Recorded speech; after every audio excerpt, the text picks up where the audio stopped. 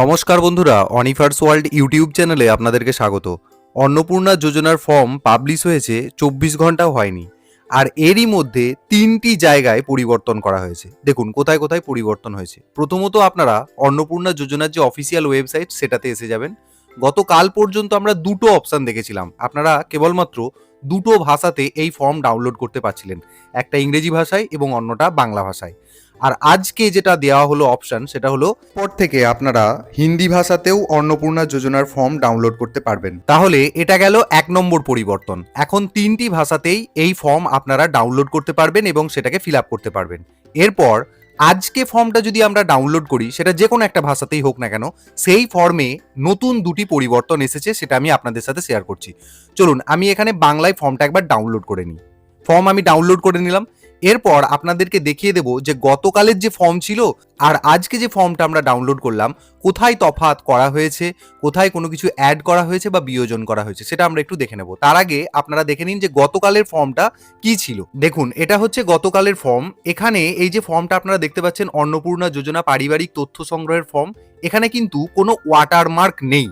কিন্তু আজকে যে ফর্মটা আমরা ডাউনলোড করলাম সেখানে একটি ওয়াটারমার্ক দেওয়া হয়েছে, সেটা আমি আপনাদের সাথে শেয়ার করছি। দেখুন আজকের ফর্মটাও আমি আপনাদের সাথে শেয়ার করলাম। দেখুন এখানে অন্নপূর্ণা যোজনা পারিবারিক তথ্য সংগ্রহের ফর্ম লেখা আছে, কিন্তু এখানে একটি ওয়াটারমার্ক দেওয়া হয়েছে, সেটা হলো পশ্চিমবঙ্গ সরকার। ফর্মের প্রত্যেকটি পাতাতে এই পশ্চিমবঙ্গ সরকার বলে এই ওয়াটারমার্কটা কিন্তু দিয়ে দেওয়া হয়েছে। অর্থাৎ আপনারা যদি ফর্ম প্রিন্ট করেন তাহলে প্রত্যেকটি পেজে এরকম পশ্চিমবঙ্গ সরকার কথাটি লেখা থাকবে, সেটা আমি আপনাদের সাথে শেয়ার করলাম। এটা হচ্ছে 2 নম্বর চেঞ্জেস। তাহলে ব্যাপারটা এখন প্রশ্ন আসবে যে আপনারা যারা ফর্ম ডাউনলোড করেছিলেন গতকাল বা একটু আগে পর্যন্ত, তাহলে সেই ফর্ম কি বাতিল হয়ে যাবে? না, সেরকম কিন্তু কিছু হবে না। তবে আমি আপনাদেরকে বলবো একটু ধৈর্য ধরুন, ফর্মে কিন্তু অনেক রকম চেঞ্জেস আসছে। অতএব চেঞ্জেসটাকেই আমাদেরকে গ্রহণ করতে হবে বা অ্যাকসেপ্ট করতে হবে। তাই আমি বলবো নতুন যে ফর্ম দেওয়া হলো, যেখানে পশ্চিমবঙ্গ সরকার কথাটি লেখা রয়েছে, ওয়াটারমার্কটা দেওয়া রয়েছে, এই ফর্মই আপনারা ব্যবহার করার চেষ্টা করবেন। তাহলে এটা গেল 2 নম্বর চেঞ্জেস। এবার 3 নম্বর যে চেঞ্জেস, সেটা আমি আপনাদের সাথে শেয়ার করি, খুব গুরুত্বপূর্ণ, ভালো করে লক্ষ্য করবেন। এর জন্য আমরা পুরাতন ফর্মটাতে চলে যাই। পুরাতন ফর্মের 11 নম্বর পেজে আপনারা চলে আসবেন। দেখুন এখানে 11 নম্বর পেজে যে অপশনটা আমাদেরকে ফিল আপ করতে হচ্ছিল, সেটা হচ্ছে সরকারি প্রকল্পের আওতায় সুবিধা। মানে আপনি কি কোনো সরকারি প্রকল্পের সুবিধা বা ডিবিটির মাধ্যমে পাচ্ছেন?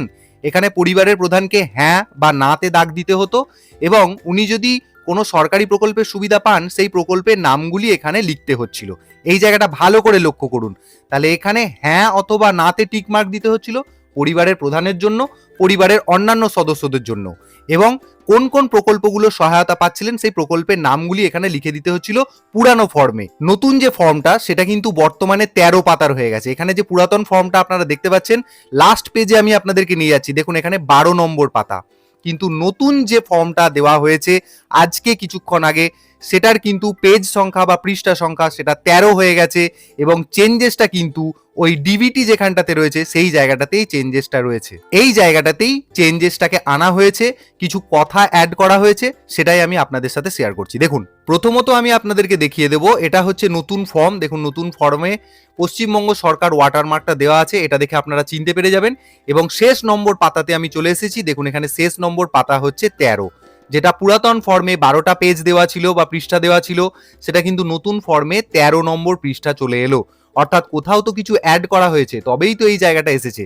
দেখুন আমরা যে চেঞ্জেসটা লক্ষ্য করছি সেটা হচ্ছে ঠিক এই জায়গাতে। দেখুন এখানে এই যে বলা হচ্ছে সরকারি প্রকল্পের আওতায় সুবিধা, এই জায়গাটা একই রাখা হয়েছে, এবং বলা হচ্ছে আপনি কি কোনো সরকারি প্রকল্পের সুবিধা বা ডিবিটির মাধ্যমে পাচ্ছেন।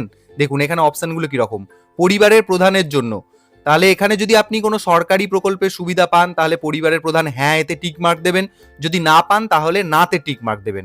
এবার এখানে ব্যাপার হচ্ছে, দেখুন এখানে প্রকল্পের নাম, এবং বলা হচ্ছে আপনি কি এই প্রকল্পটি থেকে নিজেকে প্রত্যাহার করতে চান। এই জায়গাটা কিন্তু ছিল না, ভালো করে লক্ষ্য করুন জায়গাটা।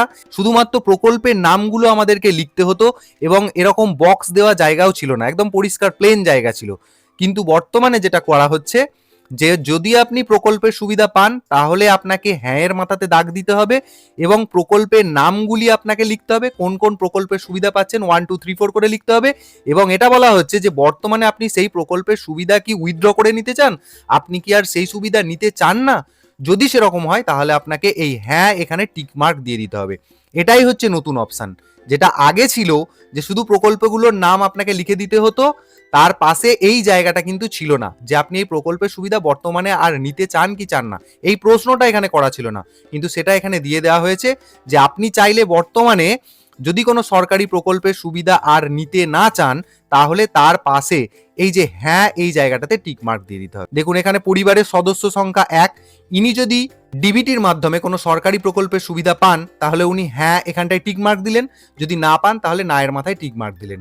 এবার যদি পান তাহলে এখানে ধরুন এই যে প্রকল্পের নামটা লিখলেন, কিন্তু বর্তমানে উনি চাইছেন না যে এই প্রকল্প পান বটে, প্রকল্পের সুবিধাটা বর্তমানে পাচ্ছেন বটে, কিন্তু উনি আর নিতে চান না। সেই জন্যই পাশের অপশন, আপনি কি এই প্রকল্পটি থেকে নিজেকে প্রত্যাহার করতে চান, যদি চান তাহলে হ্যাঁ দাগ দিয়ে দেবেন। এই নতুন জায়গাটা কিন্তু অ্যাড হয়েছে। তো আমি আপনাদেরকে বলবো এই যে 3টি চেঞ্জ, এগুলো কিন্তু আপনারা ভালো করে লক্ষ্য করবেন, করার পর আপনারা ফর্মটাকে প্রিন্ট আউট করবেন। ফর্মটা কিন্তু বলাই যায় যে এক প্রকার অনেকটাই চেঞ্জ হয়ে গেছে, তাই পুরাতন ফর্মটিকে ব্যবহার না করে নতুন ফর্মটিকে প্রিন্ট করে ব্যবহার করা বা ফিল আপ করাটাই শ্রেয়। আরও একটি সাজেস্ট করবো আমি আপনাদেরকে, এক্ষুনি এই ফর্ম ডাউনলোড করে আপনারা ফিল আপ করবেন না। উত্তরোত্তর ফর্মটা কিন্তু ডিজাইন চেঞ্জ হচ্ছে, ফরম্যাট চেঞ্জ হচ্ছে, নতুন কিছু অপশান অ্যাড হয়ে যাচ্ছে। অতএব একটু ধৈর্য ধরে আপনারা কিন্তু ফর্মটা প্রিন্ট করবেন বা ডাউনলোড করে ফিল আপ করবেন। তো এটুকুই ছোট্ট আপডেট আপনাদের জন্য। ভিডিওটি সকলের সাথে শেয়ার করুন এবং আপনারা যারা আমার চ্যানেলে নতুন তারা চ্যানেলটিকে সাবস্ক্রাইব করে নিতে ভুলবেন না।